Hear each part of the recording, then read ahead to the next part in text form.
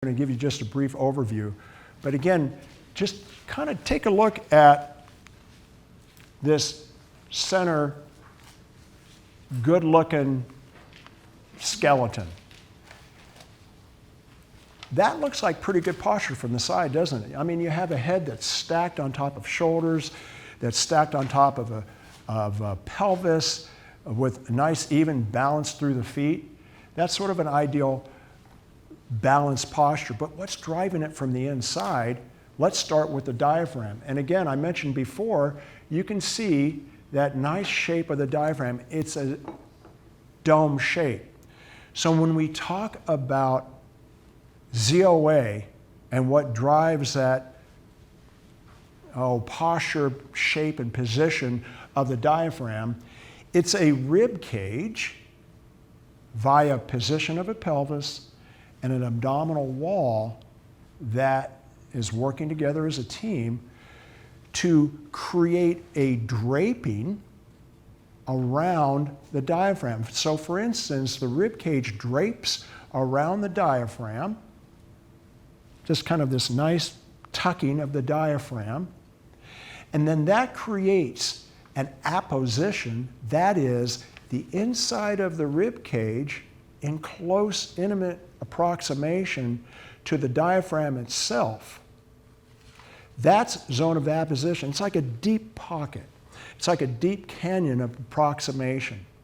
And it's created by an abdominal wall constraint from the outside in to create this inside position of the diaphragm. What makes that significant is that in human movement and performance, if you are able to dome a diaphragm, i.e. create a zone of apposition, and especially a left ZOA in this course, then you're able to actually move a pelvis and have a rib cage above it respond. Louise Kelly is going to talk about that phenomenon later on. That opposite and coordinated movement that I mentioned before is called separation. Louise is going to go into it further. You'll see that, you might even want to put a little happy face above the optimal ZOA. That's a nice balanced place for us to access both sides of our body to have a three-dimensional or triplanar experience of movement that's balanced and coordinated. You'll notice suboptimal ZOA, and there's a little difference in the skeleton from the optimal ZOA to the suboptimal one. I'm going to introduce a concept, or actually it's an experience, of that individual is extended. That individual is at an end range because of the shape of the diaphragm and how that individual is distributing air and regulating air throughout the entire system. So that air pressure is driving position of the entire axial skeleton, starting with the shape of the diaphragm. Dan is going to go into this in more detail coming up. What is the dynamic respiratory considerations? So the thing we're going to go into in this section B is what should happen? Like what, if you have a rib cage that functions correctly on both sides, and you have a diaphragm that's able to be domed on both sides, what are the benefits of that? What should happen? That's what we're talking about here in section B. And then because of the asymmetries that Skip talked about earlier, Louise is going to go into what are the potential possibilities and downfalls of breathing in while your body has these asymmetries that maybe you don't know you have and don't know how to get out of. What are the potential downsides of having a patterned respiratory event or a patterned respiratory cycle over and over and over and over again? So what we're talking about here for this section is when things are working optimally, what are the benefits of having a dynamic respiratory circuit in your body? Now, dynamic means there's movement, agreed? There has to be a movement consideration on the left and right side. Well, when you have these dynamic movement considerations of your rib cage, which means that you have a diaphragm on the left and right side that have the ability to shift jobs that we're going to talk about here in just a second between respiratory and postural stabilization, there's a huge litany of benefits to that, and Matt Walden in this article in 2017 lists them. So this is just a reference sheet for you to look at and come back to and look at it later, but we're going to refer to some of these here for the rest of this course. thoracic form, the shape of the thorax, is going to change. Your respiration, obviously, how you get air in and out is going to change.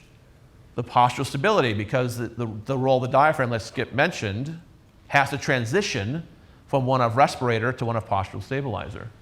Spinal decompression, that's a big one. If the diaphragm is unable to be a primary inhaler for you, your spine is going to be more compressed than decompressed. When the diaphragm is working correctly, spinal decompression is a huge benefit. Fluid dynamics, how fluid moves throughout your body. I'm talking from your cerebrospinal fluid to lymph to blood. That is all influenced by dynamic respiratory events. Visceral health, Skip kind of touched on that a little bit earlier. Emotion regulation, autonomic nervous system. Cervical pain, yeah, your cervical spine is plugged into this thorax. If the thorax in the rib cage isn't doing its job correctly, the chances of your neck being able to function correctly and not being a more dominant player in respiration and walking, now that has potential to increase some neck pain. So Skip and Louise teach the Cervical Revolution course. I'd highly recommend taking that course as well as a follow-up to what you're going to learn here this weekend. Body compartment pressure gradients, pressure in the abdominal region and the lungs, they change.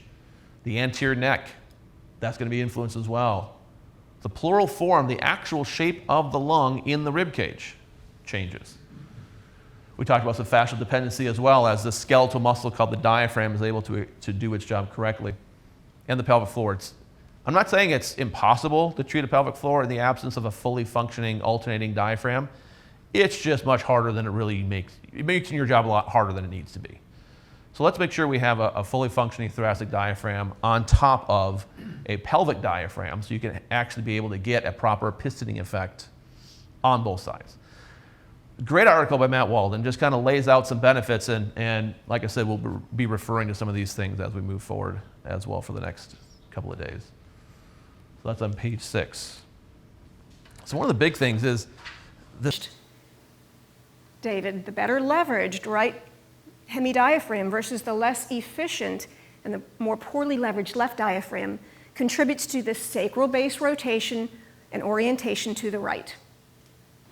And the rib cage above this lumbar base then rotates back towards the left to compensate for the right hemi-diaphragm's strength and dominant position. So we don't fall to the right. Something's got to save us. I'm going to go ahead and rotate back to this left side.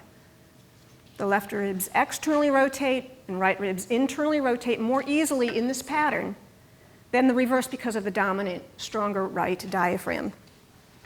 Just to show you again, you can't see this too much. So what's happening again? Above the lumbar base, that lumbar base, again, it's rotating and turning with the sacrum to this right side. So above it, we get that counter rotation. And again, more of that internal rotation of those right ribs and external rotation of the left ribs. And there's your airflow asymmetry that you're contending with.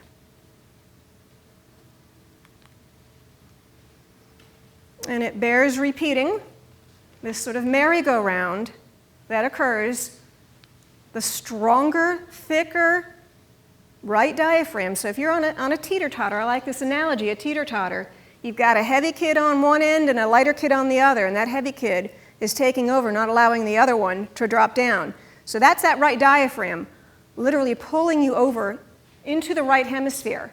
And when you do that, you weight that right side more. So you feel that right side more. You're unweighting then that left side. And when you unweight that left side, it's like swing phase of walking. Now that pelvis on the left rotates forward into an anterior tilt. And when that happens, again, the psoas turns on by virtue of its attachment points at the transverse spine in the transverse processes of the lumbar spine. That is what creates that rotation of the lumbar spine. And the sacrum's already there because it has followed that pelvis. So this compressive internal rotation on the right side pushes air out of the right half of the rib cage, and the expansive external rotation on that left side assists in pulling air into the left half of the rib cage. And that's that bolus of air that Dan referred to. That's that obstruction. And it really is a physical, real obstruction in people. So here's your patient or client. They come in, they lay down on the mat, and they look like this. So what do you notice? First of all, you see the very clear, more parallel lower rib and the flare on this left side. You clearly see more expansion in the left apical region.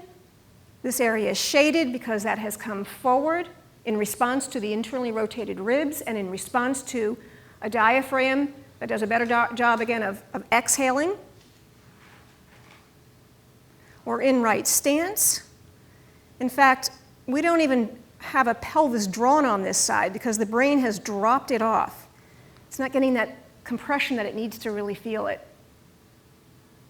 Now, again, this is okay if you can shift over onto that left side via a ZOA, via left abdominals, and get that weight on the left side and reverse what you see up there.